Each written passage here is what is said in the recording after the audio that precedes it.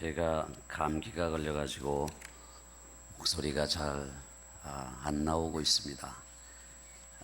용서하시고, 제가 설교 시간에 좀처럼 물을 마시지 않는 사람인데요, 오늘은 좀 물을 마셔가면서 말씀을 전해야 될 것 같습니다. 10월 초순에 대상포진을 앓고 회복이 되기로 전에 이렇게 감기가 와서 좀 고생하고 있습니다. 저를 위해서 불쌍히 여기는 마음으로 기도해 주시면 좋겠습니다. 원래 제 목소리가 참 좋거든요. 네, 이게 빈말이 아니라 우리 부목사님 여기 제가 오늘 몸이 안 좋으니까 운전해서 오셨는데 공인된 목소리를 하나님께서 이렇게 잠기시게 하는 걸 보니까 목소리 가지고 교만하지 말라, 내가 붙들어 주지 않으면 네가 잠시도 말씀을 전할 수 없다, 이렇게 교훈해 주시는 것 같습니다. 이렇게 가라앉은 목소리로 말씀을 드리더라도 용서하시고 또 말씀에 집중해 주시면 고맙겠습니다. 기도하겠습니다. 주님 감사합니다. 우리 사랑하시는 권사님들이 이렇게 연합해서 헌신 예배를 드리게 해주셔서 참 감사합니다. 우리 권사님들은 정말 교회의 어머니로서 젊은 사람들, 어린 사람들, 또 병든 사람들, 어려움 당하는 사람들을 돌아보시며 권면하시고 위로하시고, 그러한 참 존귀하고 보배로운 교회의 기둥들이십니다.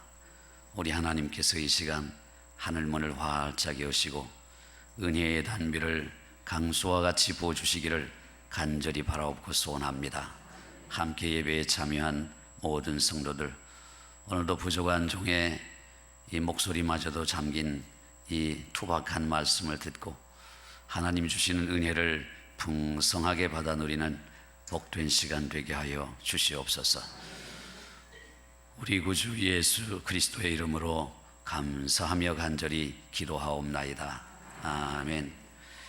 오늘 설교의 제목이 예수님처럼인데요, 우리 존경하는 김태일 목사님께서 저에게 오셔서 귀한 말씀을 전해 주셨는데, 저희 교회 뒷면에 보면은 예수님처럼이라는 5글자가 새겨져 있습니다. 우리 교회 표어인데요, 이 표어에 대해서 말씀을 전하고자 합니다.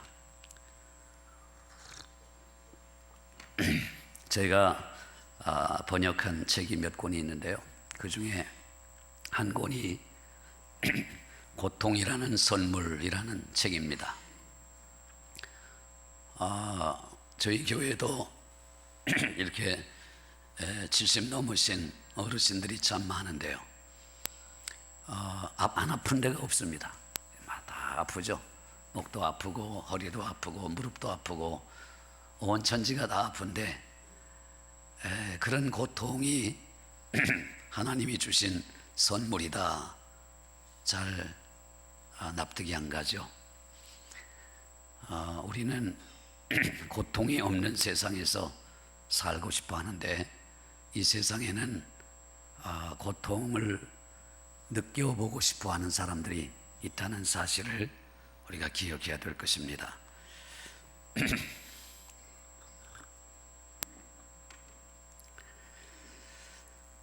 제가 그 번역한 책 중에 그 타냐라는 인도의 어린아이가 있었는데요, 그 어린이가 한 1년 8개월 될 때까지 아무런 어려움이 없었습니다. 그런데 한 1년 8개월 지났을 때 엄마가 이제 타냐를 놀게 하고 주방에서 일을 하다가 아이가 어떻게 놀고 있는가 궁금해서 가보았습니다. 그랬더니 아이가 빨간 물감으로 이렇게 그림을 그리고 있었습니다. 갑자기 이상한 생각이 든 거예요. 빨간 물감을 준 적이 없는데 빨간 물감으로 그림을 그리고 있어요. 자세히 보니까 이 1년 8개월 된 아이니까 이가 좀 났겠죠. 그걸로 이렇게 손가락을 깨물어 가지고 피를 가지고 그림을 이렇게 그리고 있었습니다. 엄마가 기절초풍했겠죠.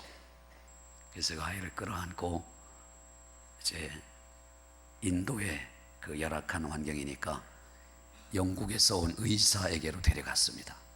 그 선교사였죠. 의료 선교사 폴 브랜드라는 분에게 데려갔습니다. 여러 가지 검진을 해보니까 선천성 무고통증, 선천적으로 통증을 느끼지 못하는 그런 병을 앓고 있었습니다. 선천적 무고통증. 그 아이를 그때부터 극진히 잘 보살핍니다. 이 아이는 아프지 않는 거예요. 못에 찔려도 안 아프고 칼에 베어도 안 아프고 불에 대어도 안 아프고 안 아픈 거예요. 그게 좋은 것 같은데 이 다냐라는 어린이가 한 5년 남짓 지나서 어떤 상태가 되냐면 양손을 자르고 양발을 자르고 혀를 얼마나 씹었는지 혀가 이렇게 삐져나와서 썩어 들어갔습니다. 그리고 얼마 지나지 않아서 다냐는 죽었습니다. 우리가 아프다라고 하는 것이, 이걸 느낀다고 하는 것이 하나님이 주신 축복이에요. 머리가 아프다는 것은 과로했다는 하나님의 사인입니다. 너 쉬어라 그런 것이고요. 허리가 아프면 평생 동안 이 몸을 지탱하고 있으니 얼마나 고생했겠습니까? 너 고생 많았구나, 쉬어라, 이렇게 하나님이 사인 주시는 거예요. 제가 그 책을 번역하면서 장염에 걸렸습니다. 근데 배가 얼마나 아픕니까? 아프니까 음식을 안 먹고 이렇게 물 같은 것만 이렇게 자주 마셨습니다. 만약에 제가 장염에 걸렸는데 아픈 걸 모른다, 안 아프다 그러면 어떤 일이 생기겠습니까? 그냥 막 먹겠죠. 기름진 음식도 먹고 싶은 건 마음대로 먹겠죠. 속에서는 전쟁이 벌어지는데 죽는 거죠. 그럼 죽는 것입니다. 그래서 그 책을 번역하면서 배를 움켜쥐고, 하나님, 제가 이렇게 아프다는 것, 이렇게 통증을 느낀다고 하는 것이 하나님이 주신 선물이군요 라는 사실을 깊이 깨닫게 됐습니다. 여러분도 어디 아플 때 아이고 내가 왜 이렇게 아픈가 그러지 마시고, 머리가 아프면 머리 아픈 대로 붙들고 하나님 감사합니다. 아프다는 것을 느끼는 게 얼마나 큰 복인지요. 허리가 아프도 허리 만지시면서 아이고 하나님 감사합니다. 이렇게 내가 아프다는 걸 아니까 무리하지 않게 되잖아요. 무릎이 아프면 이게 일평생 이 무거운 몸무게를 지탱하느라고 얼마나 고생 많았습니까? 어루만지면서 너 고생 많았다, 하나님 감사합니다, 이렇게 아프니까 안 딛잖아요. 만약에 안 아프다면 마구 딛겠죠. 그러면은 연골이 다 닳아가지고 망가졌는데 계속 디디니까 그만 다리 전체를 못 쓰게 된단 말이죠. 고통은 뭐라고요? 하나님이 주신 선물이다. 고통은 하나님이 주신 선물이에요. 그런데 그 고통을 느끼고 싶어하는 또 한 부류의 환자들이 있는데, 그런 사람들이 누구냐 하면 바로 오늘 본문에 나오는 나환자들이에요. 한센시 병이라고 하는 나환자들. 나환자들의 그런 애환이 뭐냐 하면 아픈 걸 모르는 거예요. 그분들도 누가 칼에 베어도 안 아프고 떨어져 나가도 안 아프고 귓바퀴 코가 떨어져 나가도 안 아픈 거예요. 그러니까 안 아프니까 그냥 몸을 방치하게 되는 거죠. 우리가 겨울철에 고구마를 화롯불에 구울 때 뜨겁잖아요. 그러니까 꼬챙이 가지고 슬슬 이렇게 끌어내고 밀어넣고 해서 간신히 그걸 꺼냅니다. 가까이 가면 너무 뜨겁잖아요. 근데 나환자들은 어떻게 고구마를 꺼내는지 아세요? 손을 쑥 집어넣어 가지고 꺼냅니다. 손을 쑥 집어넣어 가지고 꺼내요. 안 아프니까요. 안 뜨거우니까. 그러니까 느낌이 없으니까 그냥 손을 쑥 집어내서 꺼내면 그동안의 손이 벌써 다 타버리죠. 그 책에 이런 얘기가 실려 있었어요. 그 폴 브랜드 박사가 외과 전문의예요. 이 손을 수술하는 전문의인데, 이 나환자들 수용소에서 같이 지내면서 평생을 나환자들의 오그라진 손을 이렇게 펴줘요. 이렇게 펴주고 여기서 피부를 이식하고 힘줄을 이식해 가지고 못 쓰는 손을 갖다가 이렇게 망가진 손을 쓸 수 있게 해주는 이 핸드 서저리 스페셜리스트예요. 손 수술 전문가예요. 근데 이렇게 그 수술을 해주는데 나환자들에게 이렇게 말해주는 거예요. 손을 잘 보살펴야 된다. 뜨거운 거 만지지 말고, 너무 차가운 것도 만지지 말고, 또 항상 손을 살펴서 어디 밴 데가 없나, 어디 상처 난 데가 없나, 그러면 꼭 약을 발라야 된다. 이렇게 아무리 얘기를 해줘도요, 나병 환자 수용소에서 하룻밤만 자고 나면은 손가락이 뚝뚝 떨어져 나가는 거예요. 나 환자들의 손가락이. 그래가지고 또 불러다가 이 의사가 막 야단치는 거예요. 너 어제 뭘 했길래 이렇게 손가락이 떨어져 나가는데도 모르고 있었냐. 그러니까 어제 잘 때까지만 해도 괜찮았는데 아침에 일어나 보니까 이 손가락이 떨어져 나갔다는 거예요.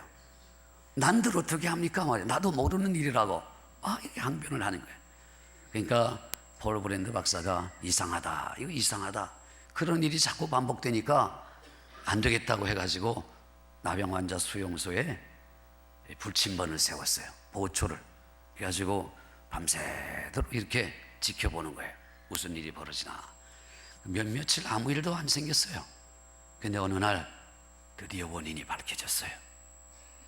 이 보초가 살금살금 이렇게 잘 지켜보고 있는데 저기 수용소 벽에서 구멍이 이렇게 뚫려 있었는데 거기 뭐가 살살살살 기어 들어와요. 이게 뭐지? 가만히 지켜봤어요. 그랬더니 요놈이 살살살살 기어오더니 잠자고 있는, 이렇게 너부러져서 잠자고 있는 나 환자의 손가락을 물어뜯기 시작하는 거예요. 그런데 느낌이 없으니까 그냥 자는 거예요. 그동안에 다 물어뜯어 먹는 거예요. 그게 뭐죠? 서생원이죠. 서생원이에요. 서생원이 들어와가지고 그만 손가락을 다 물어뜯는 거예요. 그게 얼마나 기절할 노릇입니까? 여러분 주무시는데 쥐가 여러분 손가락 뜯어먹는다고 생각해봐요. 뭐 뜯어먹기도 전에 이렇게 뭐가 턱 건드려지기만 해도 깜짝 놀래가지고 이게 뭐냐고 이렇게 그렇게 할 텐데, 나 환자들은 아무 느낌이 없으니까 그냥 뜯어먹도록 내버려 두는 거예요. 그래가지고 그 벽에 그 구멍 난 틈을 갖다가 다 메꾸고 보니까 그 다음부터는 그런 일이 안 생기는 거예요. 이런 나 환자들은 뭘 바라겠어요? 내가 통증을 느끼기만 해도, 아픈 것을 내가 알기만 해도 이렇게 되지 않을 텐데, 그러지 않겠어요? 그러니까 여러분, 아파도 감사해야 돼요. 아파도 감사해야 돼요. 우리 교회도 권사님들이 많으셔서 권사님들한테 고통은 하나님이 주신 선물이에요. 아픔은 붙들고 기도해요. 하나님 감사합니다. 내가 이 아픔을 느끼게 해주셔서 감사합니다. 이것마저 내가 못 느낀다면 내가 내 몸을 혹사시켜가지고 금방 죽을 텐데 하나님 이만해도 감사합니다. 이렇게 하라는 거예요. 예수님께서 산상수훈을 마태복음 5장부터 7장까지 긴 설교를 하시죠. 마태복음 5장 1절에 보면 예수께서 산에 오르사 앉으시니 제자들이 나온지라 입을 열어 가르쳐 이르시되 심령이 가난한 자는 복이 있나니 천국이 저희 것이며, 이러면서 팔복부터 시작해가지고 쭉 길게 말씀하시다가 마태복음 7장 마지막 절에서 그 반석 위에 집을 짓는 자, 모래 위에 집을 짓는 자, 그 설교를 마치신 후에 산상수훈을 마치셔요. 8장 1절 오늘 본문이죠. 예수께서 산에서 내려오셔요. 5장 1절은 산에 오르사 앉으시니, 8장 1절은 산에서 내려오셔요. 그러니까 마태복음 5장 6장 7장은 산에 올라가서 설교하신 것이구나. 그래서 산상수훈, 산상설교라고 해요. 이제 8장 1절에 보면 예수님께서 그 설교를 마치시고 내려오시는데 처음 만나는 사람이 누구예요? 나환자예요. 나환자. 많은 무리가 뒤를 따라오고 있는데 한 나환자가 예수님 가는 길을 턱 막아가지고 무릎을 털썩 꿇고 엎드려 절하면서 뭐라 그래요? 주여, 주께서 원하시면 저를 깨끗하게 하실 수 있나이다. 여러분, 그 나환자가 정말 주님 앞에 애절하게 주여, 주께서 원하시면 저를 깨끗하게 하실 수 있나이다 라고 말하는 장면을 한번 상상하시면서 여러분이 마치 나환자의 입장이 돼가지고 그렇게 한번 얘기해봐요. 하나님을 그렇게 불러봐요. 주님을 그렇게 불러보라고요. 이렇게 하겠어요? 주여, 주께서 원하시면 저를 깨끗하게 하실 수 있나이다. 국어책 읽듯이 하겠어요? 아니죠. 이 나병 환자는 병 고침 받기를 너무 간절히 원하는 거예요. 왜요? 나병에 걸리는 순간 천형이에요. 하늘 천자에 형벌 형자야. 하늘의 벌을 받았다고 해가지고 사회에서 쫓겨나요. 가족에게서도 쫓겨나고. 우리가 그렇게 그냥 평소에 하는 이렇게 포옹하는 것, 끌어안아 주는 것, 악수하는 것, 쓰다듬어 주는 것, 호사 쓰던 일이에요. 나병에 걸리면 쫓겨나는 거예요. 가족과도 멀어져요. 사랑하는 아내도 품을 수가 없고 손도 만질 수가 없고 어느 누구도 만져볼 수가 없는 거예요. 더러운 인생이 되는 거고 부정한 인생이 되는 거예요. 이 병을 고침받아야 되잖아요. 그러니까 예수님께 나와서 뭐라고 해야 돼요? 정말 모든 것을 짜내가지고 주여, 주여, 주께서 원하시면 저를 깨끗하게 하실 수 있나이다. 정말 눈물 젖은 음성으로, 정말 간절한 음성으로 그렇게 외치지 않겠어요? 제자들이나 따르는 무리들은 뭐라고 생각해요? 이 더러운 사람, 부정한 사람, 부정탄다, 저리 가라 말이야. 침 탁 뱉고 돌 던지고 어디 감히 예수님이 길을 막아서느냐? 너같이 더러운 놈이, 하늘의 벌을 받은 놈이 말이야. 그러면서 막 나무라고 쫓아냈을 것 아니겠어요? 그러나 그럼에도 불구하고 예수님 앞에 딱 무릎을 꿇고 주여, 주께서 원하시면 저를 깨끗하게 하실 수 있나이다. 여러분, 그런 기도 드려보셨나요? 그렇게 목숨을 내건 기도 드려보셨나요? 주여, 주께서 원하시면 저를 깨끗하게 하실 수 있나이다. 예수님께서 어떻게 하셔요? 예수님께서 야, 너는 부정하지 않냐? 나한테 가까이 오지 마라. 내가 그저 내가 말씀으로 천지를 창조하신 하나님인데 네 병 하나 못 고치겠느냐? 거기 있어. 그만 가까이 오지 말고. 그래, 내가 원하노니 깨끗함을 받아라. 가보라. 이렇게 말씀하실 수도 있잖아요. 그렇게 말씀하실 수도 있잖아요. 근데 예수님 어떻게 하셔요? 예수님께서 그 앞에 무릎을 꿇고 애원하는 그 나병 환자에게 가까이 다가가셔요. 예수님의 호흡이, 예수님의 숨결이 그 나 환자에게 전달이 돼요. 그러면서 예수님께서는 전능하신 손을 얹으셔요. 나병 환자의 더러운 몸에, 부정한 몸에, 만지면 유대율법을 어기는 것인데 율법이 상관이 없어요. 예수님께서 그 나병 환자의 몸에 손을 얹으셔요. 내가 원하노니 깨끗함을 받으라. 내가 원하노니 깨끗함을 받으라. 그분이 바로 우리 예수님이셔요.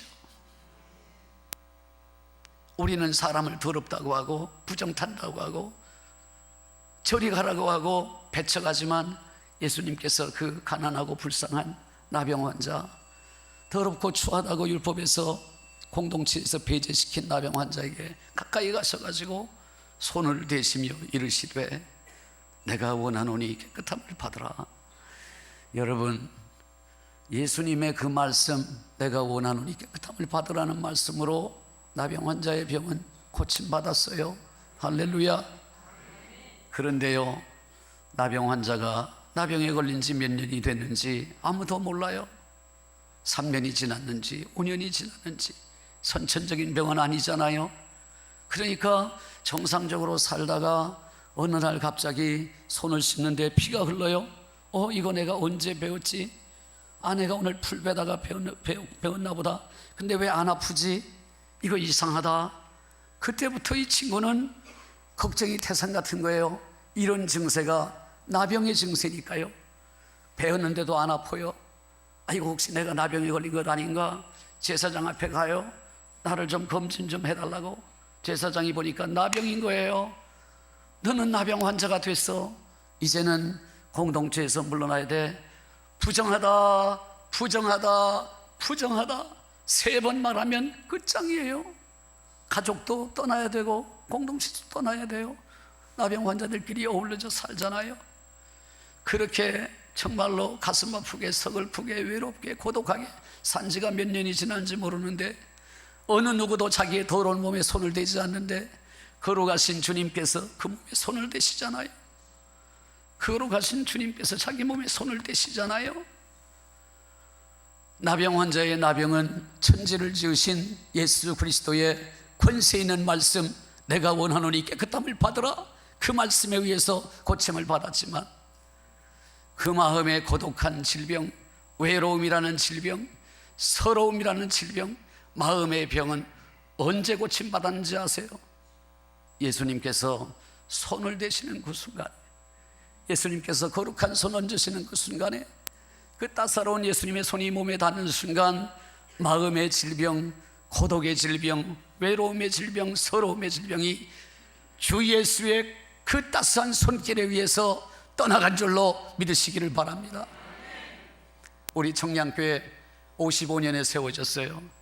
여러분이 섬기신 계산교회 2년 전에 53년에 세워졌어요. 제가 오늘 김태일 목사님께 그랬어요. 교회도 형님이고 목사님도 제 형님입니다. 동생교회가, 동생 목사가 형님교회 방문했습니다. 이렇게 인사했습니다. 여러분, 청량교회도 역사가 깊지만 계산교회가 2년 형님이에요. 형님교회 제가 섰습니다. 형님께서 목회하시는 곳에 말이죠. 하나님께서 이 시간 우리 권사회 아마 첫 헌신 예배라고 제가 들었어요. 부족한 사람이 오늘 권사회 첫 헌신 예배를 맡아서 막중한 책임을 지고 있는데 하나님이 그만 목을 치셨어요. 너무 과하게 하지 말라고. 예. 할렐루야.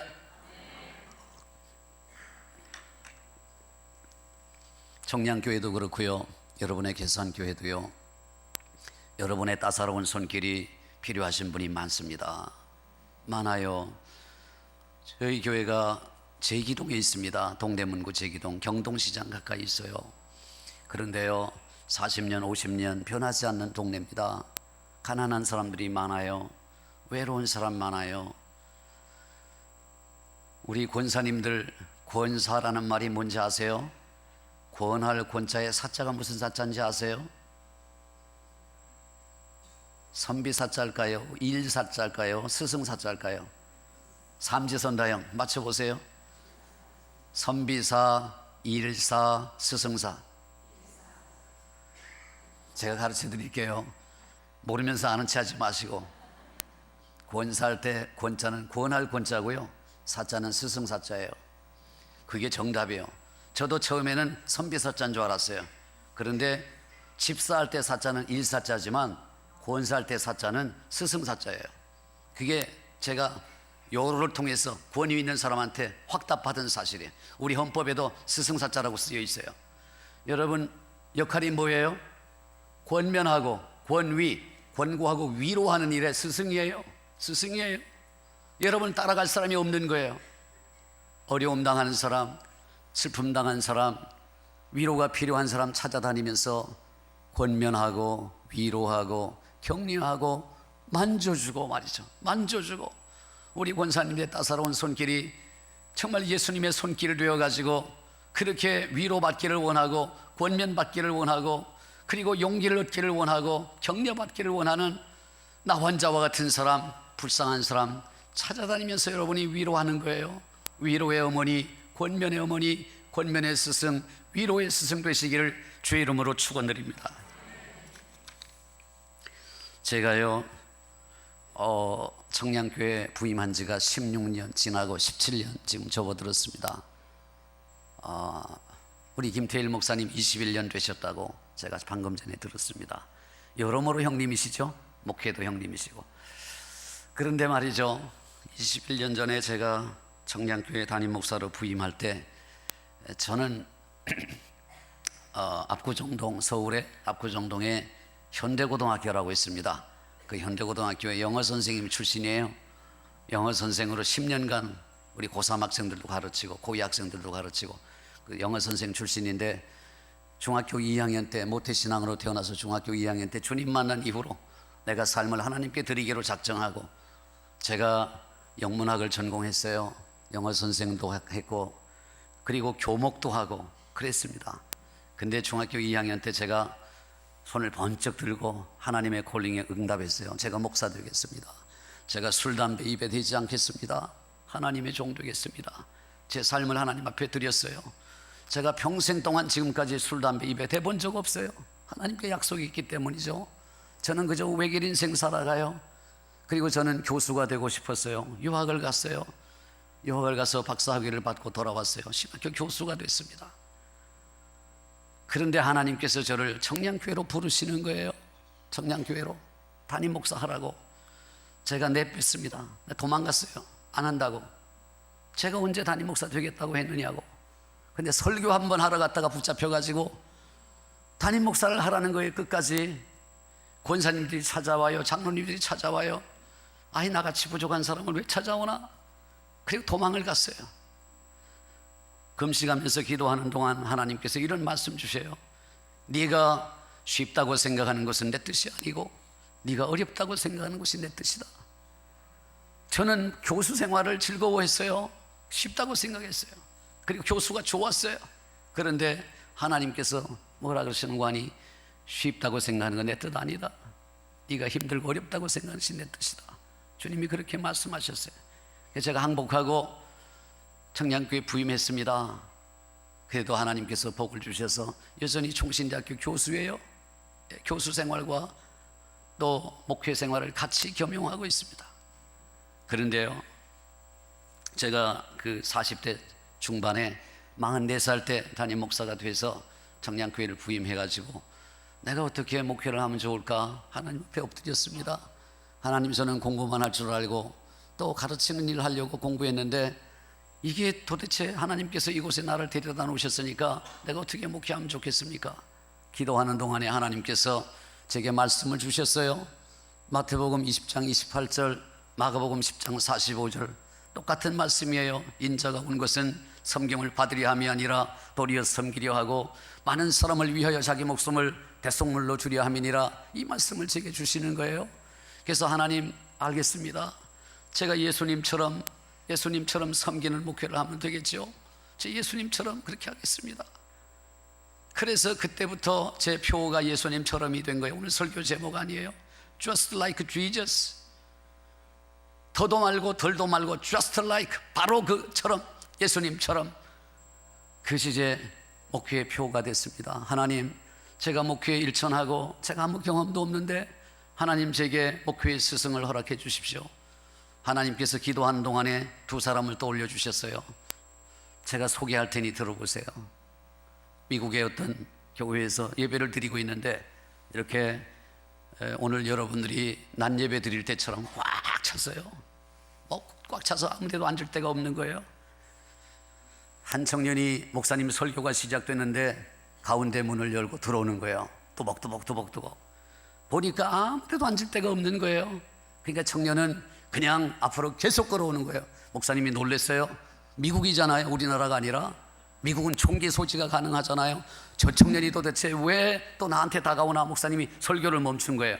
그 청년이 뚜벅뚜벅 걸어오더니 땅바닥에 덜썩 앉는 거예요. 요 앞에 앞자리에. 자리가 없으니까 자기는 앉아서 예배 드리겠다는 거예요, 땅바닥에.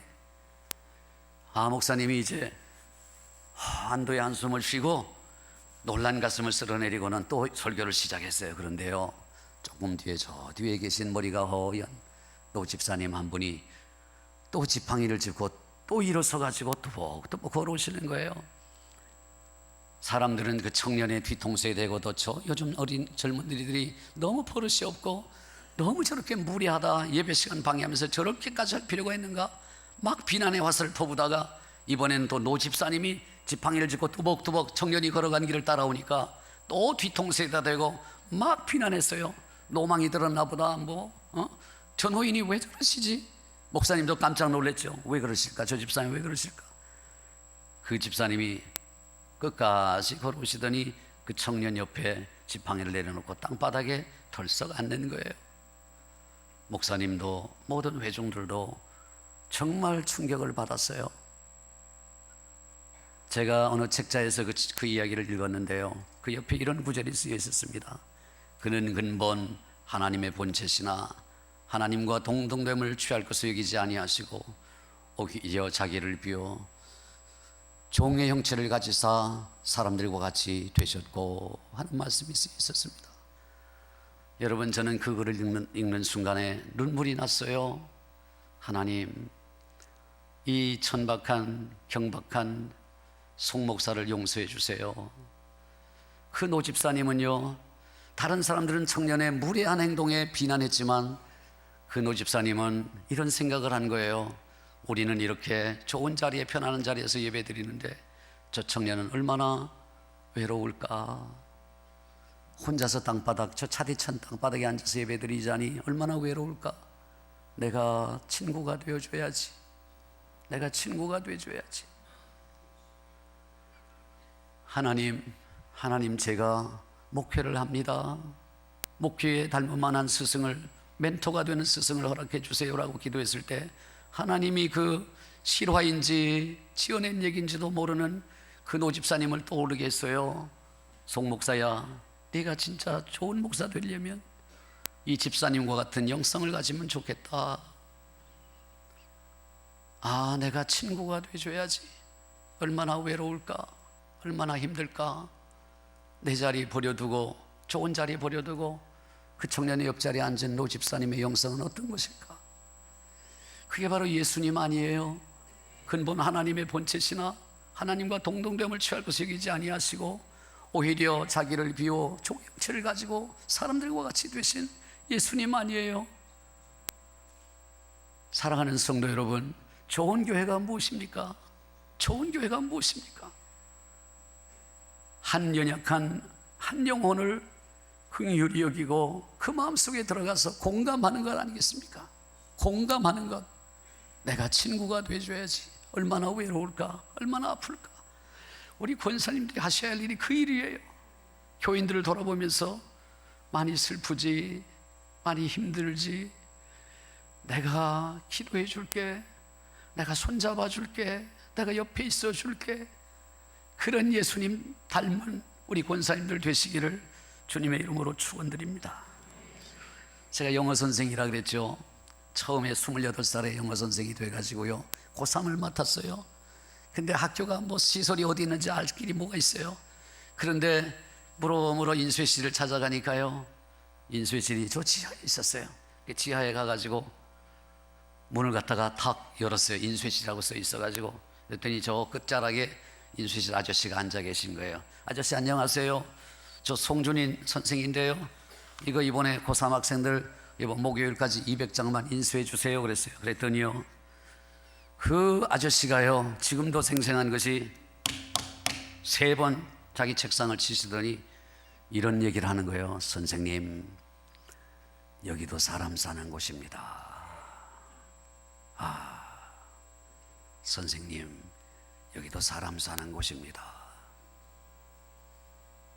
28살 총각 사회생활 초년병이,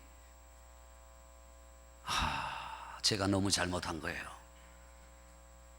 선생님, 여기도 사람 사는 곳입니다.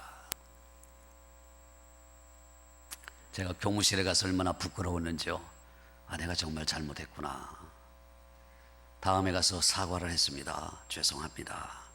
제가 이렇게 너무 어리고 경험도 없어서 무리하게 행동한 것 용서하십시오.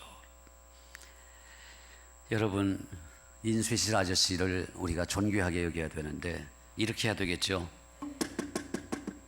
들어오세요 그러면은 머리를 굽혀서 90도로 인사를 하고, 안녕하십니까, 처음 뵙겠습니다. 제가 이번 3월 2일에 부임한 영어 선생 송준인이라고 합니다. 앞으로 잘 부탁드리겠습니다. 아저씨 많이 힘드시죠? 얼마나 힘드세요? 3학년 전체 인쇄를 맡아 하시니까 많이 힘드시죠? 근데 제가 이렇게 더 힘들게 해서 어떡하죠? 죄송한데요, 시간 되시는 대로 이렇게 좀 해주셨으면 좋겠습니다. 요즘 나이를 말할 때 6학년 1반 이렇게 말하지 않고요, 요즘은 평수로 얘기한대요.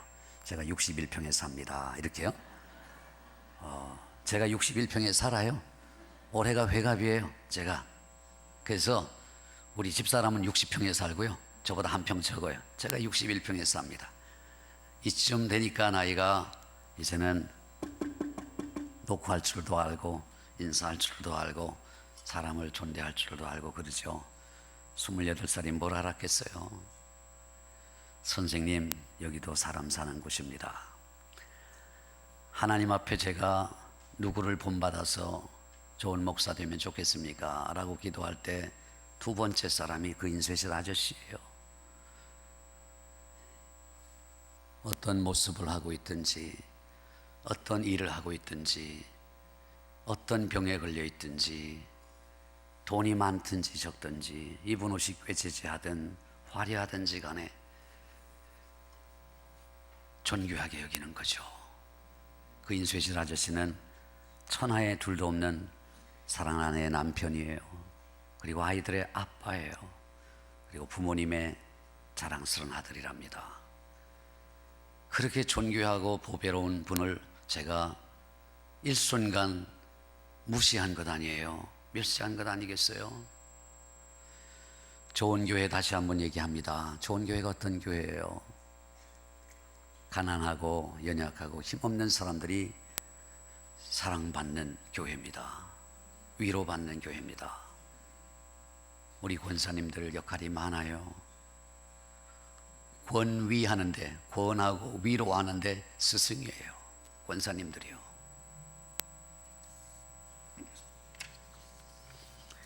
어느 자그마한 골동품 상점에 한 남자가 두리번거리며 들어왔습니다. 안에는 자질구레한 그저 그런 골동품들이 쌓여 있었어요. 아무것도 구할 것이 없어서 이 수집가가 이렇게 나가려고 하다가 보니까 이 골동품 상점 땅바닥에 접시 하나가 놓여 있는데요, 고양이 밥그릇으로 쓰이고 있는 거예요. 고양이 먹이가 담겨 있어요. 그런데 예사롭지 않은 이 눈길로 탁 보는 순간에 이 접시가 보통 접시가 아니에요. 이게 골동품 접시예요. 근데 주인은 모르고 있음이 틀림없죠. 그 귀한 골동품 접시를 고양이 밥그릇을 쓰고 있으니까요. 그래서 저걸 손에 넣고 싶어가지고 수작을 부립니다. 여보시오 주인장, 내가 골동품 수집가인데 오늘은 당신 집에 내가 구하고 싶은 것이 없어. 다음에 내가 들리겠어. 그런데 한 가지 부탁이 있어. 뭔데요? 글쎄 말이요, 당신 집에 있는 고양이가 너무나 마음에 들어. 나한테 파시오. 우리 집에 골동품 몇 점이 있는데 쥐들이 들끓어서 말이죠. 당신 집 고양이가 마음에 드니까 파시오. 이 골동품 가게 주인이 무슨 이런 사람이 다 있나 말이에요. 골동품 가게 와서 고양이를 사간다니. 그래서 고양이 가게 저쪽에 페트숍이 있으니까 거기 가서 사시오. 내가 안다고. 나도 이 동네 사람이라고. 내가 어딘지 몰라서가 아니라 당신 집 고양이가 마음에 들어서 그러. 계속 졸라대니까 할 수 없이 골동품 가게 주인이 팔았어요. 이 고양이 한 마리를 30만 원 받고 팔았어요. 그러니까 이 고양이를 안고 나가다가 이 골동품 수집가가 주인장을 돌아보면서 여보시오, 내가 깜빡 잊은 게 있는데 고양이들이 말이요, 원래 자기 밥그릇을 그렇게 좋아한다고. 저 접시를 나한테 내가 10,000원 얹어 드릴 테니까 나한테 넘기시오. 자기 먹던 그릇이니까 저걸 갖고 가서 먹이면 얼마나 잘 먹겠어. 그러니까 골동품 이 가게 주인이 펄쩍 뛰면서 아이고 손님, 저거는 안 됩니다. 저게 저래 봐도요, 중국 명나라 도자기입니다.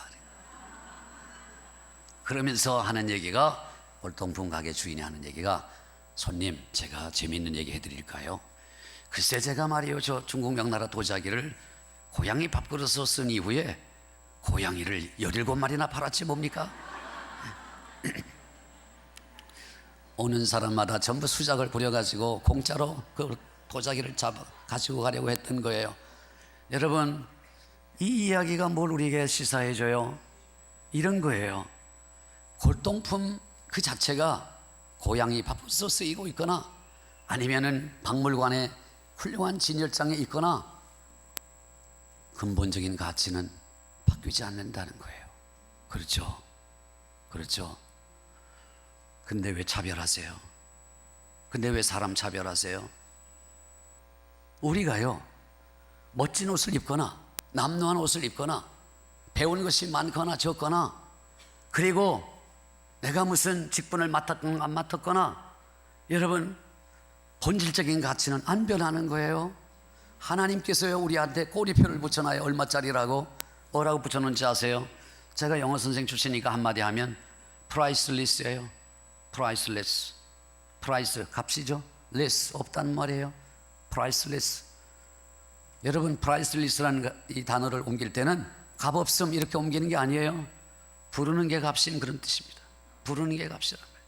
하나님께서 우리 모두에게요, 옷 입은 모양 상관없이, 가방끈이 길고 짧으면 상관없이, 우리의 재산 정도와 상관없이, 우리의 명예 정도와 상관없이 하나님께서 꼬리표를 붙여놨는데요, 내 아들의 목숨과 맞바꿀 만큼 소중함, 그렇게 붙여놨어요.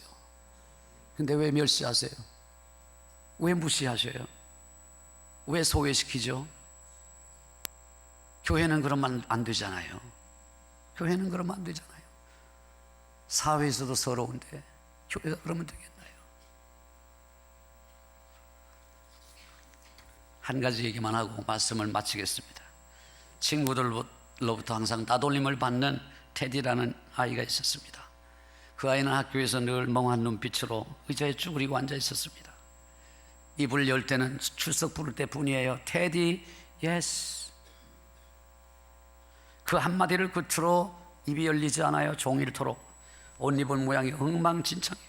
옷에서 냄새가 풀풀 나요.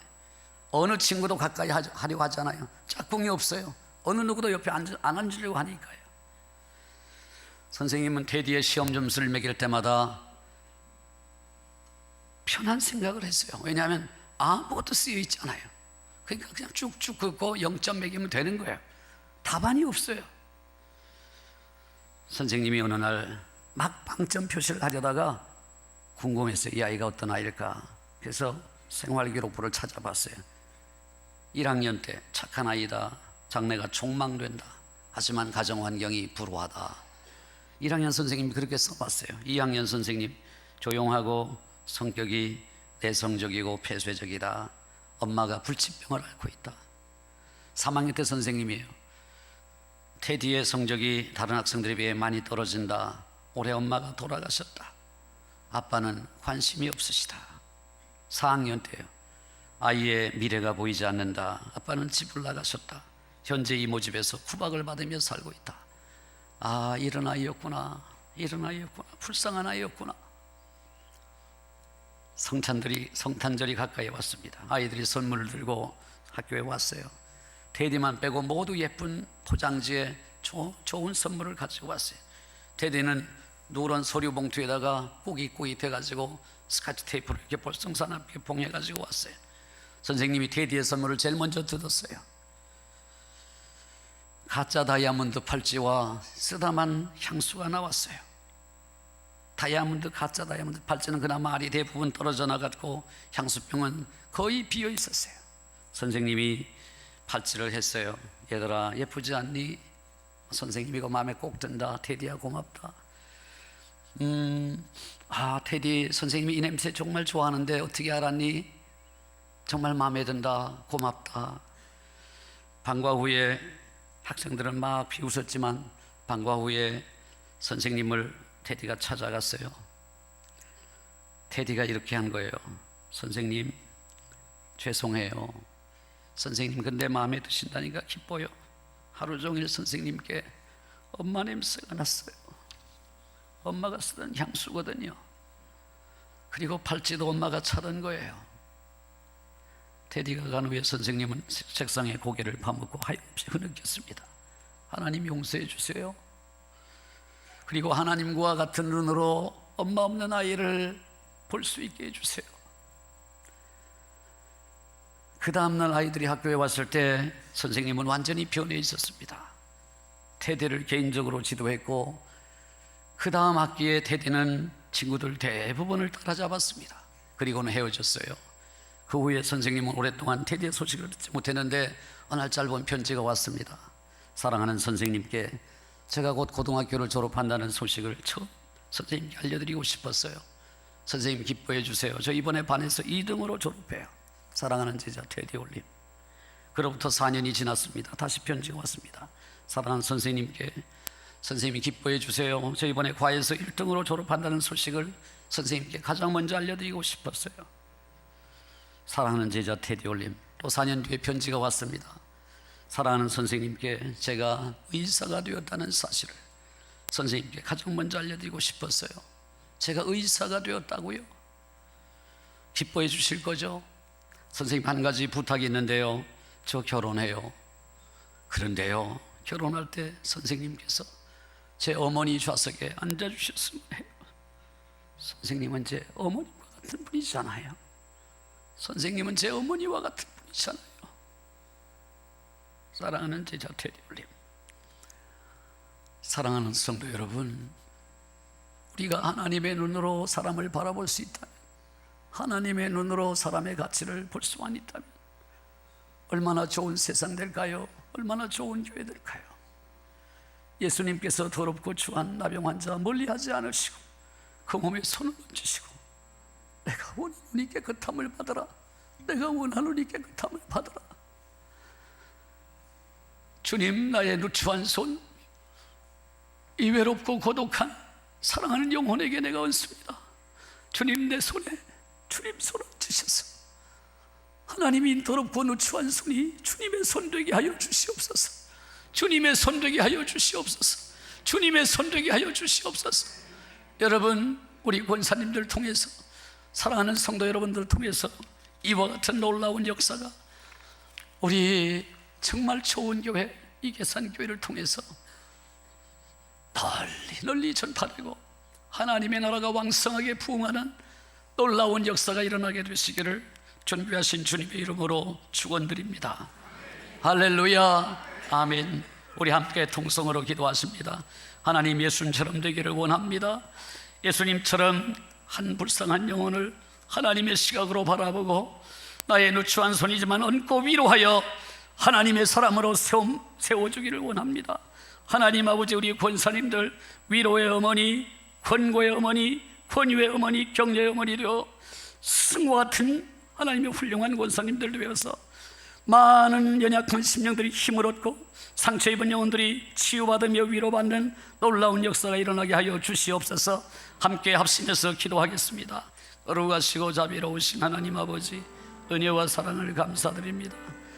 예수님처럼 한 연약한 영혼에게 다가가 우리의 누추한 손을 얹어 위로하고 권고하며 권면하여 하나님의 사람으로 치유하고 회복시켜 하나님 앞에 바로 설 수 있는 놀라운 역사들이 우리 권사님을 통해서, 우리 성도를 통해서 왕성하게 일어나게 하여 주시기를 간절히 바라옵고 소원합니다.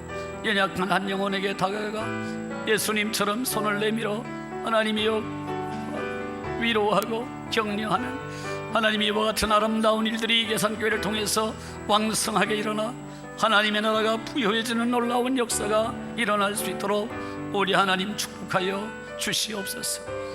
우리 구주 예수 그리스도의 이름으로 감사하며 간절히 기도하옵나이다. 아멘.